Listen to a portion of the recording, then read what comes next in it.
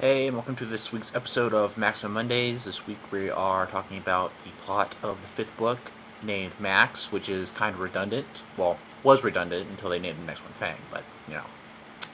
It is the fifth book in the series. Plot. Okay.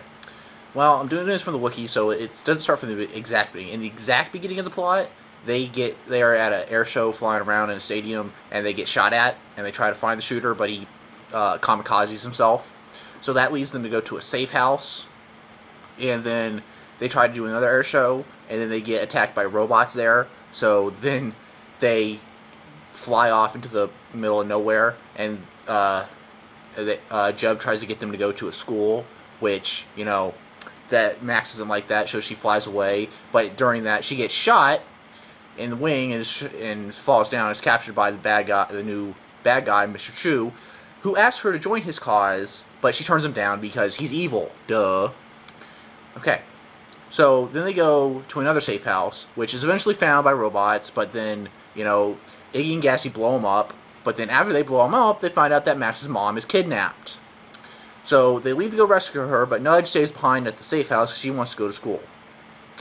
Okay, so then the CSN, the Coalition Stop the Madness, helps them somehow get in touch with the Navy, where they start going through training, and they blow through it in about a day because genetically enhanced.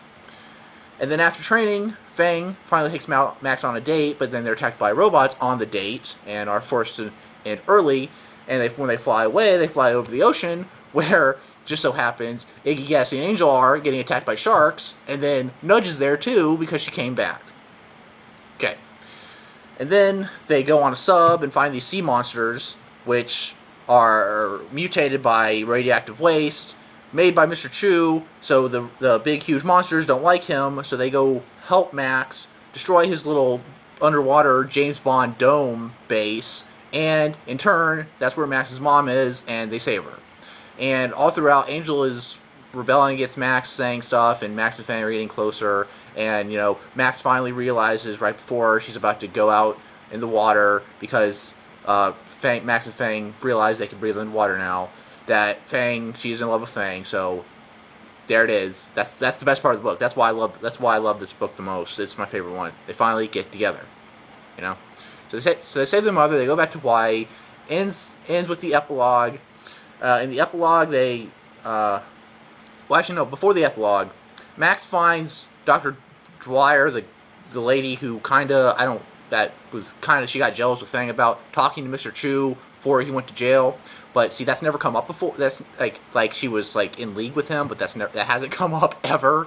That hasn't come up in the next two books, so I don't know what the deal with that is. And then the epilogue, it's everything. They're out in the ocean. Max and Fang are flying. They kiss in the air, and Angel like gives them a thumbs up, and they're like, and Max is like, "Is that a good sign or not?" And well, we think it is. But at the end, everyone's happy, and this is probably how this is how I think it should have ended, because okay, the world was pretty much saved. There's no lingering threats. Max and Fang were together, and the only thing we did not know was who the voice was. I mean, you still know the voices, but that if only thing was that, I would have been fine if it would have finished here. But then, you know, Fang came along, the book Fang, not the character Fang. You know, Dylan came along to that. But anyway, that's my thoughts. Should have ended there. Best book in the series. Should have ended there.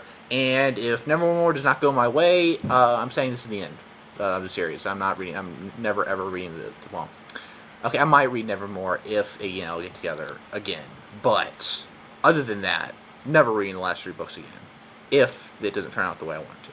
So, next week we will be talking about book 6 that, well, I'm not gonna say ruined, but threw everybody for a loop, I'll say. Because it didn't ruin, because it's a good book. It's not as bad as The Final Warning. But it just throws the whole series into a loop and gave it the ability to have 2 more books after it.